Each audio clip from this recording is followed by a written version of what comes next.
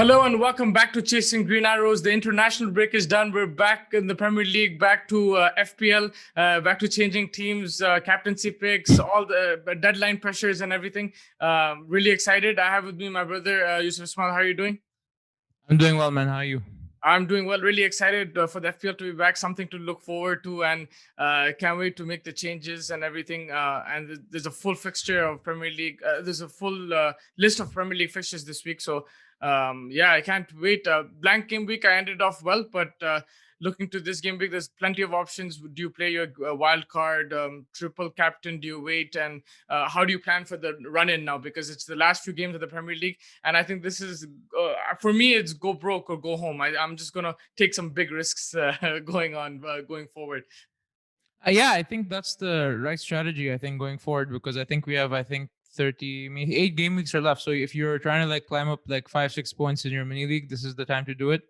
Yeah, this is that as they say, the business end of the season.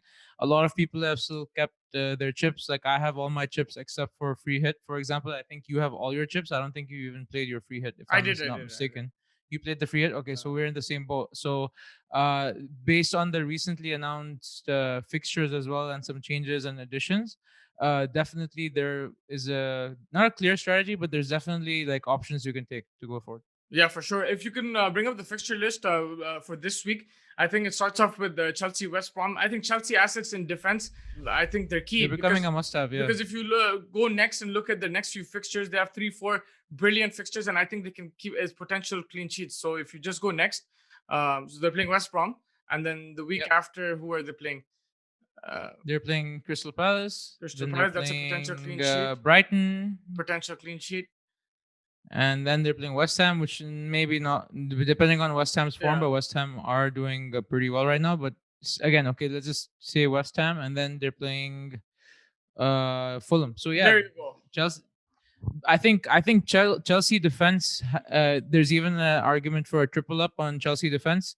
After I think I will be wildcarding in 31, and I'm seriously considering bringing in Mendy from Chelsea because he's 0.3 cheaper than Martinez, and he has a crazy, like you said, crazy fixture list defensively. And I would maybe do Mendy and a defender personally. I don't know if you're going to do something similar, but you can even argue for three at the back for Chelsea, including the goalie. Yeah, I mean that would be a bit of a risk, but because they can, but the way they're going right now, they're keeping a lot of clean sheets, and their attack hasn't been as potent. But I just feel that Yeah.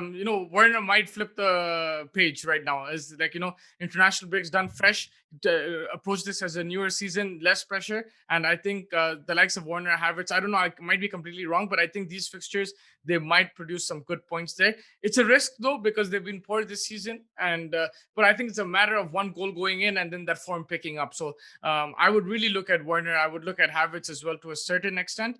Yeah, I think Chelsea have some really good fixtures, but certainly the best thing to look at for Chelsea is their defense. Spelaqueta, Zuma, Chilwell. I think these guys are really good players, and like you said, Mendy as well, really good picks. So I think Chelsea defense right now is And just on the defense, I think the people, to my personal opinion, is Mendy should be on your watch list, Aspilicueta and Rudiger. The other people are a rotation risk, so you have to see how Chelsea is lining up. Because Rudiger and Aspilicueta are the least rotated defenders, so they won't be differential picks. But like you said, Werner on the offensive end, I'm just going to argue against you just for the sake of argument and saying that, like Salah, I don't see Warner coming good. Salah, maybe in the last 5 games of the season, it's possible because on paper, anyway, they're easy fixtures. But you can't go wrong with Chelsea. And if you need a differential in defense, maybe someone like a Chilwell, or even if you're being really ambitious, Alonso. Yeah, I think there's some good points there. Yeah, I think that's what it is. Chelsea defense, and then if you want to take a risk, you go for a Werner. But yeah, then moving on, Spurs versus Newcastle, very tasty fixture for Spurs. Rumor has it that Son is coming back. Whether he starts, I'm not sure, but I think he will come back. If you have him in your team, I think keep him. If you don't have him, maybe wait on. If unless you want to take a risk, Kane is a must-have in this fixture. I think he's going to score goals. Bale as well. The problem with him, I mean, there's been issues with Bale recently. He said something as well before going into the international break. So it's a bit confusing, but I still feel he's going to play. Uh, do you triple up on Spurs? No, I think that's a bit of risk, but I would definitely double up either Kane and Bale Yeah. or Kane and Son, depending who you have.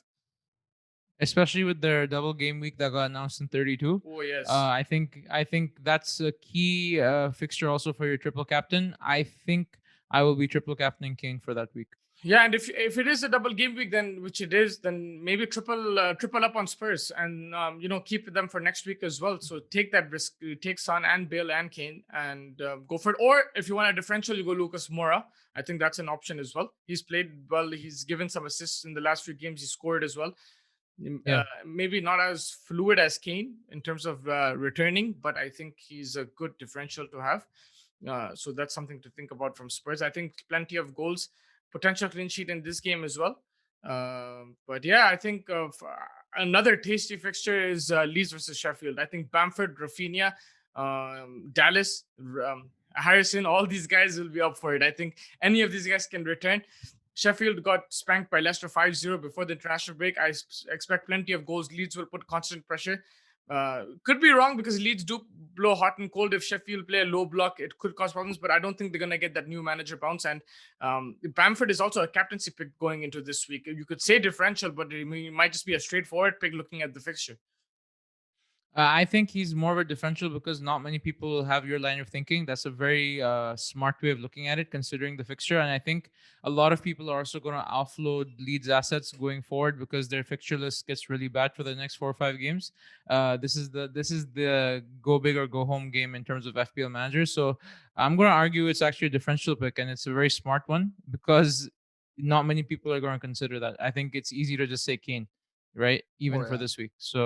So I think you're absolutely right. I think That's my Bamford is zone a of thinking because right now I need to do something different. So I'm going. I don't have Rafinha in my team, but if I had Rafinha, I'd put him or otherwise Bamford. I think dude. that's That's what. an even nicer. That's an even Yeah. nicer potential captain Because pick. the thing Yeah. is, with Harrison, he might get subbed off early. Rafinha will stay. I think he'll stay till the end. He produces chances consistently. Even the times where he blanked, he had chances. So Rafinha is a really good option as well.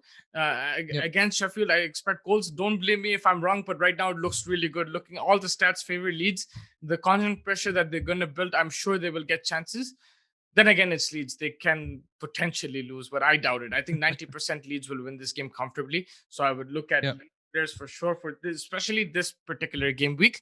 And I think Leicester Man City, Ian Nacho in brilliant form. Will he score against City? Will Vardy score against City? Might be difficult, but City as well, we don't know what's going to happen. Will there be rotation? Will there not be rotation? There's Champions League coming up. So I don't know what's going to happen, what Pep's going to do. If I'm not mistaken, Champions League is this midweek, right? So there might be I rotation. honestly I'm not sure. Let me just check. But yeah, But you're right. But regarding the rotation, because now they're fighting on 4 fronts, and Pep's pretty serious about trying to win 4 titles. yeah, I So still feel I think he looked to wrap up the Premier League with the strongest team. But it's this even coming week, April 6th yeah, and 7th. so I'm not sure. Like, I think he'll have more than one eye on that Champions League fixture against Dortmund. So I don't know if the likes of De Bruyne will start, if Sterling will start. It depends on who he wants to play in the Champions League. Potentially, they play both games, and he'll tell them, "Listen, we're a championship squad. We have to go. We have to play every single game, and we have to win." But unlikely. I think knowing Pep, he's going to rotate and. That's why I'll be a bit careful, man, with City assets. I don't know. I still have Gundogan in my team. I'm going to keep him one more week because I have a feeling he might start this game. But the likes of Cancelo, will he start? Especially defense. Cancelo, Laporte, and Stones, and Diaz. We don't know exactly. I think Diaz will start both games, to be honest, in the Champions League and Premier League. I'm not sure about the other guys. There'll be a rotation. You might have Kyle Walker playing this game and then Cancelo in the Champions League. So I don't really know what's going on with. I think that I have a similar approach with City with you. I think I'm going to offload most of my City assets. I think City defense is too risky. There's too much rotation. If you're really insisting on having a City defender, you would keep Diaz basically. And in midfield, you're right. You don't know what Pep's going to do. He can do anything. That's the freaking problem. That's what it's called Pep roulette, I guess, right? Yeah, So I don't know even going. That's why this week I'm not wild carding. I'm going to wild card in 31. I don't know when you're going to wild card, but I think I will wild card in 31, and I will maximum keep one city player, maximum, because it's you just don't know. You just don't know. Like you Yeah. said. Keep an eye out on Aguero's his last season. Will he start? Will he play him? If he plays him, I think he'll score goals. He'll want to end his Premier League tenure with a bang. So I think watch out for him. But I don't know. I've been saying this for a month. I thought he's been starting, but he hasn't started. So I don't know what's up with that. But definitely keep an eye out on City, how they're going to start this game. If you already have players, keep them for this week. But if they're rotated, it's just hard luck, and you have to prepare from next week and start offloading, I think. But yeah, I don't know. I still feel City will win games, so you need one or two Yeah. players. So that's what's the catch 22. Yeah, you just have to know which one to pick every week. Yeah, and another really good fixture is Everton Palace for if you have Everton assets. I think Digne, Calvert Lewin, Carlson to a certain extent. I think these are all good options for this game. Crystal Palace like to attack. I think Zaha is a good option, but I think against Everton they might struggle. Everton will have a good chance, I think, in this game because they like to set up against teams like this. Ancelotti likes teams who attack him, and Mhm. Crystal Palace will do that. So I feel there are some goals on offer in this fixture. Yeah, Calvert-Lewin I think also scored during the international break. He hasn't been in the best of form. I think he started red hot at the beginning of the season. People were keeping him because of potential Everton double game weeks. So, and again, that change of tactic, I think we talked about a few episodes ago, where Rickarlson and him are now two strikers up front effectively. So that's reducing the focus on Calvert-Lewin. Luka Dean is definitely a very good shout for defense. I'm not sure of Everton's schedule for the rest of the season. So you have Everton Palace, then they're playing Brighton, then they're playing Spurs. So that might be a toughie. Then Arsenal, then Aston Villa. So Everton don't have the easiest of fixtures. So I don't know long term how it will be. But if anyone, Digne, Rickarlson, I think is more of a differential. It's an interesting pick, and Calvert Lewin. I don't think there's much else to look at Everton. Yeah, yeah, I agree with you. I think just this fixture looks good, but then they do have tough fixtures, like you said. So, if you have Calvert Lewin, I'd stick with him for this game week. Potential differential captain as well. Yep. But yeah, I would go Bamford or like Leeds, but it's an option. And Man United, Brighton, Bruno Fernandes again, captaincy pick. He's coming. I mean, he played in the international break, but he'll be fresh, like from not playing at United. Like he'll come back and He doesn't have to be the superstar. yeah, I mean, he was playing with Ronaldo and stuff, so that might be like a fresh kind of thing for him. And this game, Brighton have been looking good last couple of weeks. They've got the results in the right way. They've been unlucky before that. They'll give United a tough run for their money. Trossard, he killed it for everybody who had him in the blank game week. Do you Yeah. stick with him? I think yes, because it's a bargain. Like stick with him for a couple of weeks and see how it goes. If you already have him, if you don't have him, then yeah, I wouldn't go because United is a tough fixture for Brighton as well. So Yeah. I would, but yeah, but I think from United, Luke Shaw and Bruno Fernandes. Bruno Fernandes, captaincy pick. I think it's a good fixture to have him. You could go with him captaincy, and Luke Shaw has been really good this season. He's provided clean sheets as well and assists. The problem with United is you don't know when they show up. They come against City, they put up a clean sheet. Against Everton, they concede 3 goals. So you don't know exactly how the defense is going to set up. But Bruno is a no-brainer for me in this fixture. Yeah, I think Bruno right now is.